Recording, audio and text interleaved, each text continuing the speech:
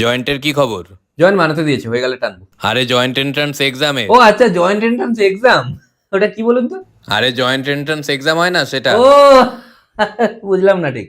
আরে জয়েন্টের রেজাল্ট বেরোয়নি এখনো। হ্যাঁ, রেজাল্ট বেরোয়নি এখনো? না বেরোয়নি।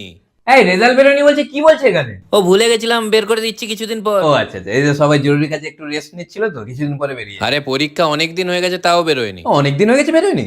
এই অনেক দিন হয়ে গেছে বেরোয়নি, কি বলছে? ও ঠিক আছে, বের করে দিচ্ছি বের করে দিচ্ছি। আচ্ছা আচ্ছা, এবার বেরিয়ে যাবে, ঠিক আছে।